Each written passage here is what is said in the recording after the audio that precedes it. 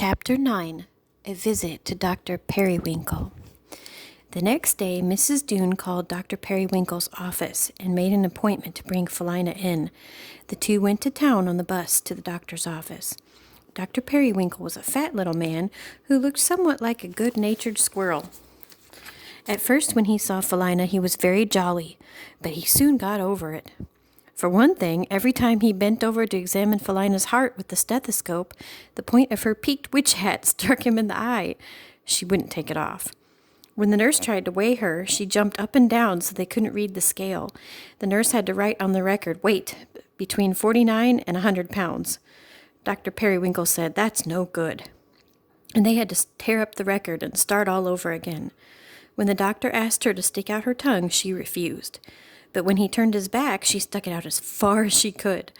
Philina didn't want to go to a doctor in the first place. She seemed trying to prove just how uncooperative she could be. "Undernourished," pronounced the doctor at last. "She just isn't getting enough to eat." "Her appetite is very poor," sighed Mrs. Doone. "I simply can't understand it. She was so well and happy. Then all of a sudden she changed." Dr. Periwinkle puffed out his cheeks. He looked sternly at Philina. "You'll have to be a good little girl and eat what you're told," he warned, "if you want Santa Claus to bring you anything for Christmas. Santa doesn't like naughty children, you know." "Santa's a silly old fool," said Philina crossly.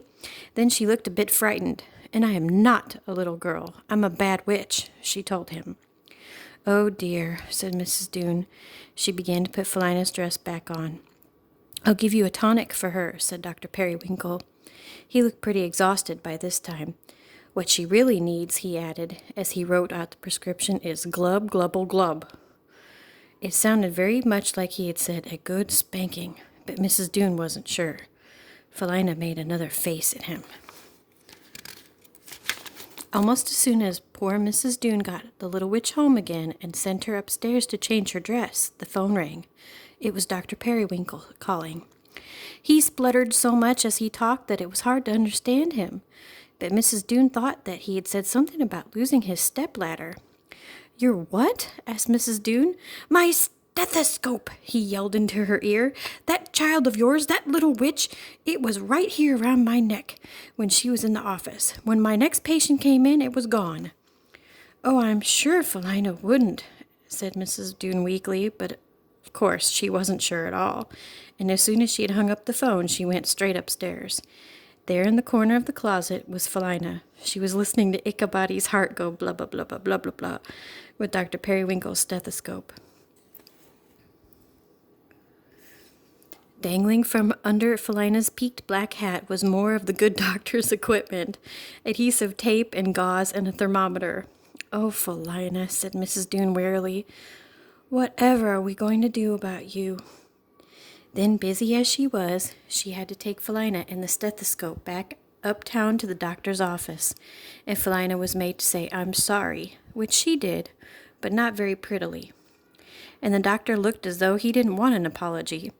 All he wanted was his stethoscope back and a little rest. Just before they left the office, he recommended another doctor for Philina.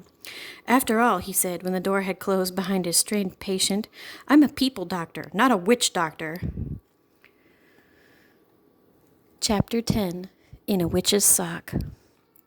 Mr. Doone had to order Philina to take the tonic that Dr. Periwinkle had prescribed. "Tastes like the old wizard's poison brew," she insisted, making a terrible face every time. "He makes it out of mustard seeds and pollywog tails. It's sure to kill me." The tonic didn't seem to do much good. Philina continued to be a very miserable little witch. She took no interest in the Christmas preparations. She refused to play with Lucinda. No matter how hard people tried to be nice to her, she tried just as hard to be wicked.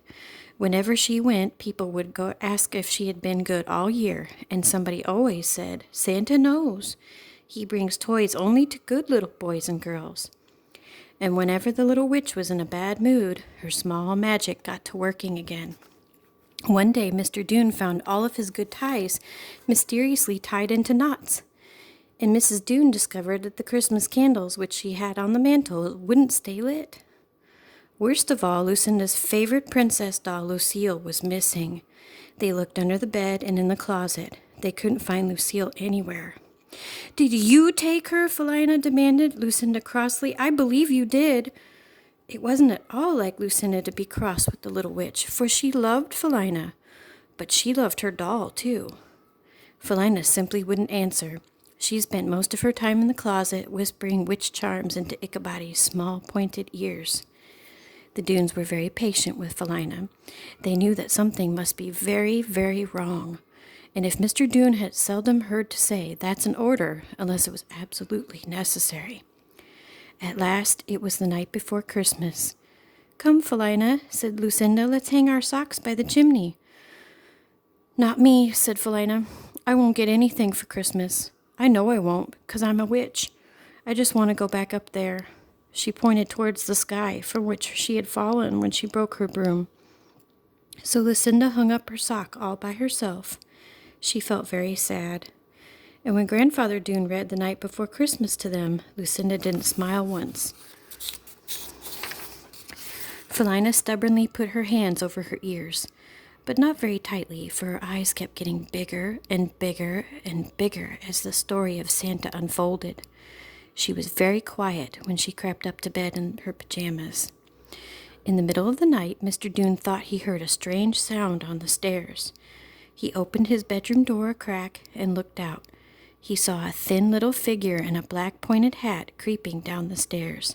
She had a sock in her hand, and she found her way through the dark. She hung the sock on the nail that Mr. Doone had put for her by the fireplace. When he went later to tuck the children in, Philina was sound asleep.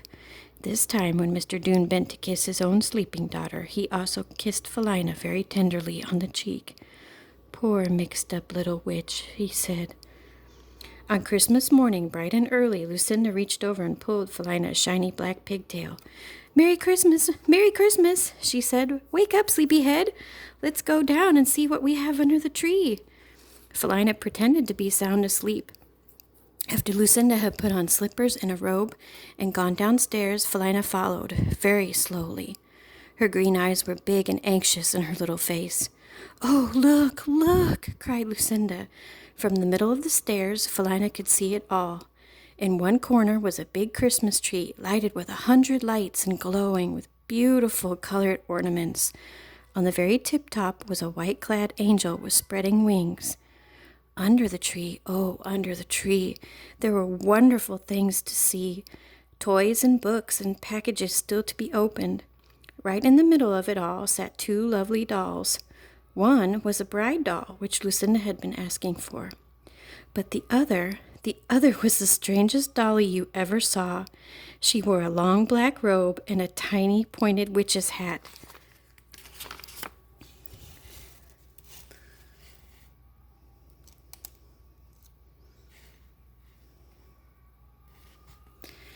She had a tiny broom under her arm, and it wasn't broken.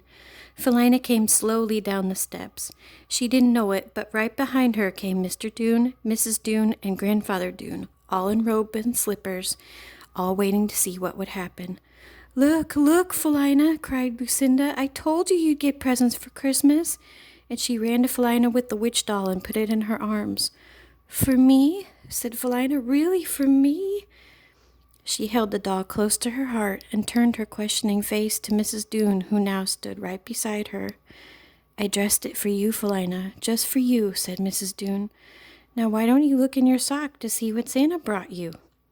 Philina clung tightly to the witch doll and walked hesitantly to the bulging sock near the fireplace. She sat down and bumped the contents into her lap.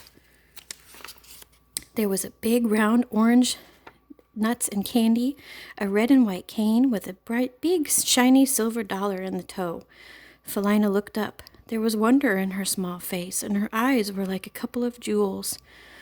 "But where?" she asked. "Where are the whips and stones?" "Whips and stones, darling," Mrs. Doone frowned. "I don't understand."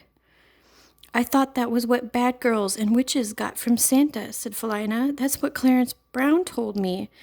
He said, 'A bunch of whips to make you moan, a bunch of stones to break your bones.'" Mrs. Doone knelt down and hugged the little girl and kissed her cheek. But you aren't a bad little girl, Philina, she said. You are a dear, dear little witch, and I don't know what we would ever do without you. That's when Mr. Doone was heard to say through his teeth, I know what I'd like to do. I'd like to give that Clarence Brown a sock full of rocks to knock off his block.